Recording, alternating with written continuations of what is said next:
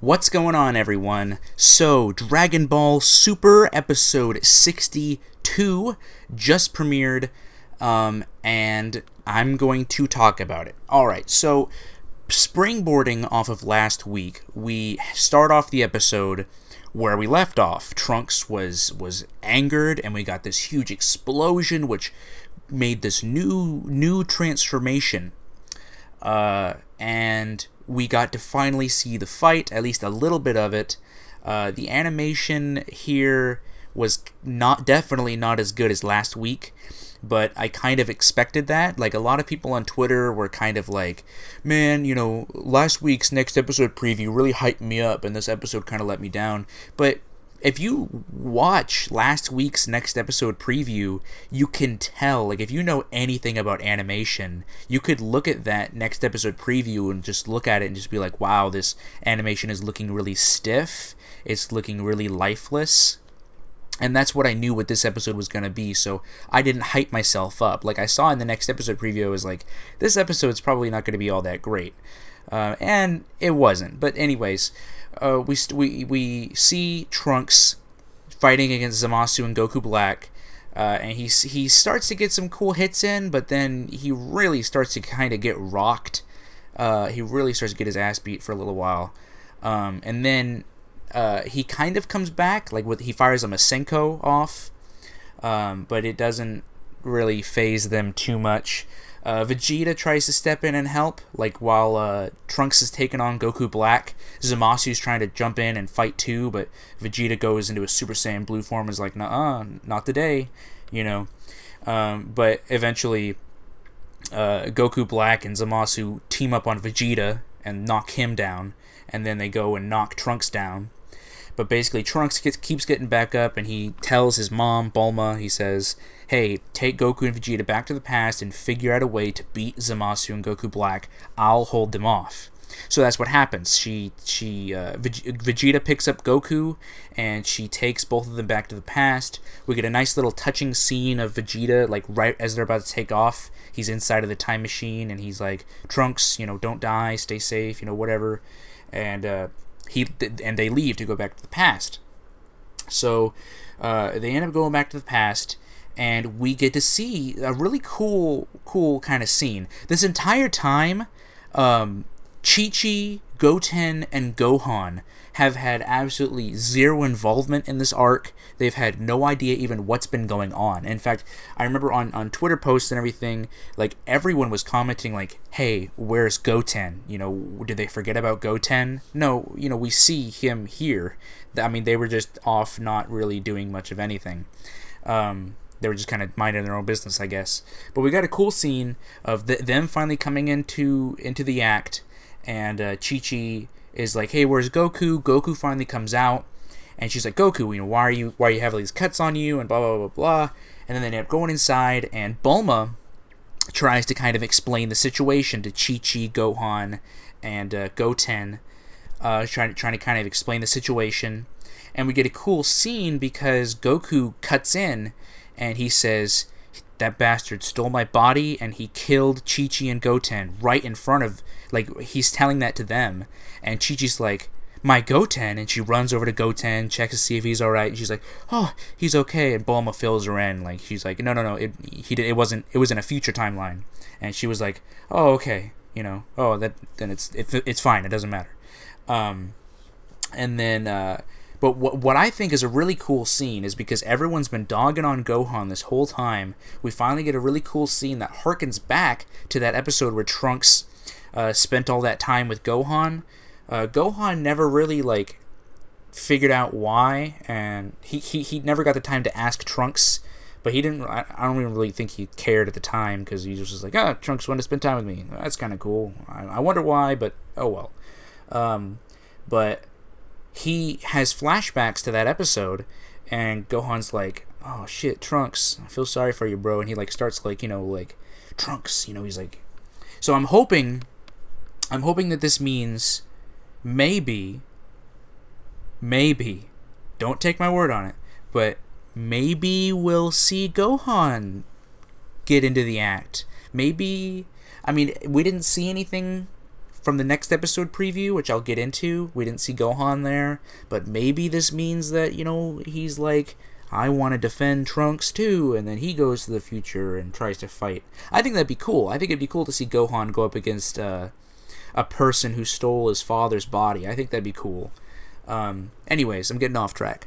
So, they're all explaining the whole situation to them, and Goku's trying to sit there and think. He's like, how am I gonna beat these guys? Like, Zamasu's immortal, and the Goku Black is this being that just continues to get stronger every time I fight him. He just keeps getting stronger.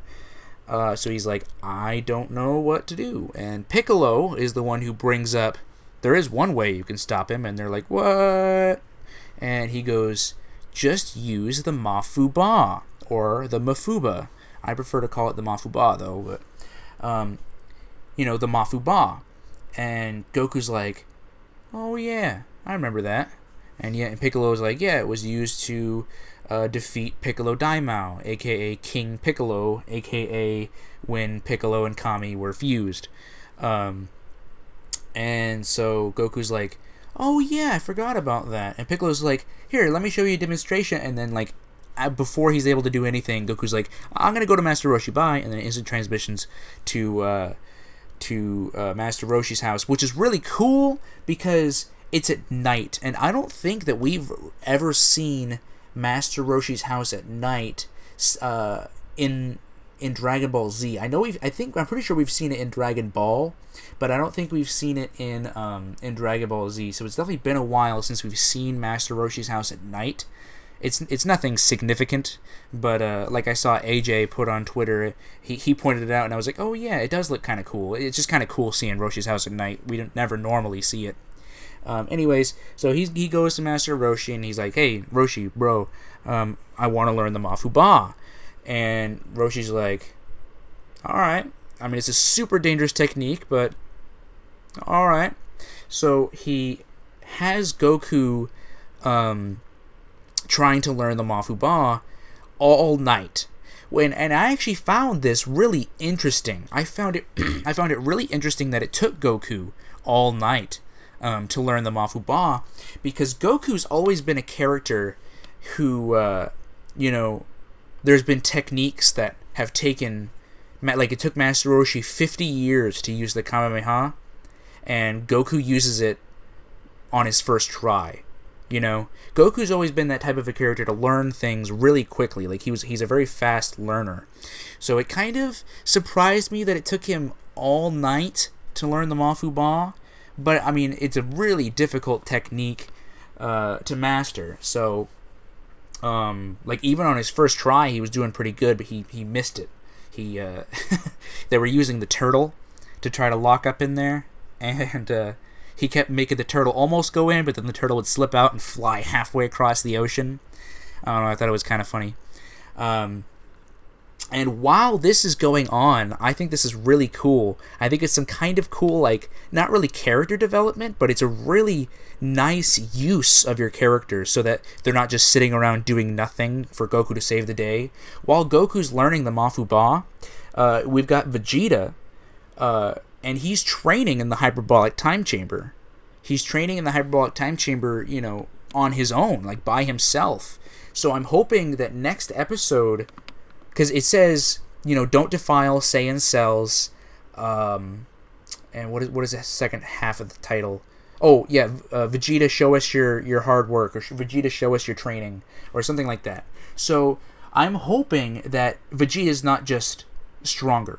You know what I mean? Like, I'm hoping he maybe learned a new technique, or maybe he actually gave some thought about how to defeat Goku Black and Zamasu, or how to, maybe a new plan or something. Because what I really don't like about Vegeta, because I really like Vegeta, I think he gets shorthanded a lot, and that's what I really don't like about Vegeta, is that he really does get shorthanded a lot. Because if you really think about it, when was the last time that Vegeta kicked ass and then didn't get his ass kicked? You know what I'm saying? Like, Vegeta's. I think the only time that's really happened was against Android 19. And even then, Android 19 was really just kind of like a throwaway. Like, he was never meant to be taken that serious. At the end of the day, he was just a henchman, a side villain, never the main villain. We've never really seen Vegeta fight against a main villain, do really good, and then win. You know what I'm saying? So I think it would be cool to see Vegeta win this time. Even though, believe me, I'm not one to praise Vegeta at all. Vegeta, I just put this on Twitter today, and I say this all the time. If Team 4-Star had a Vegeta-owned account, it would be twice that, if not 3 times. It would be way higher than Krillin's owned account. I promise you that. Vegeta screws up a lot in the series. Anyway, so Vegeta's going off to train in the hyperbolic time chamber, and Beerus ends up going to Universe 10, because earlier we see Bulma comes back in the time machine, and she's kind of pissed. She's like, Beerus, what the fuck? You said that if we went back, that it works different. Time works different with gods. That Zamasu would be dead. And Beerus is like, well, I mean, and Beerus is like, well, Zamasu's dead in our timeline, so I don't really care about other timelines. So TTYL, and then he flies off. But then what happens is he goes to Universe 10, and he ends up talking to Gowasu, and he's like, hey, bro, I can't really go to the future because I'm a god of destruction, and that's majorly breaking like the universal law, and I can't do that, dude. And so Gowasu's like, okay, I'm going to help because I'm the one who chose Zamasu to be the next Supreme Kai, so this is my responsibility, so I'm going to do this. And that's where the episode ends. I am actually really, really interested in what Gowasu's gonna do. They wouldn't have just thrown that in there at the end, which tells me that Goku learning the Mafuba is gonna fail. The Mafuba is gonna fail in one way or another. Because why else would Gowasu, like, I feel like this plotline with Gowasu is gonna go somewhere. I don't think it's gonna die and not go anywhere. I think Gowasu is gonna be the reason Zamasu's taken out. So I don't know, we'll see with next week. Like I said, the next episode preview shows Trunks still kicking some butt, and then we see Vegeta come back in, and I'm really excited for next week because it's a Vegeta fighting episode, and those are always fun, even if mostly it's just Vegeta getting his butt handed to him, but we'll see. Anyways, I will see you guys with Dragon Ball Super episode 63 next week. Bye.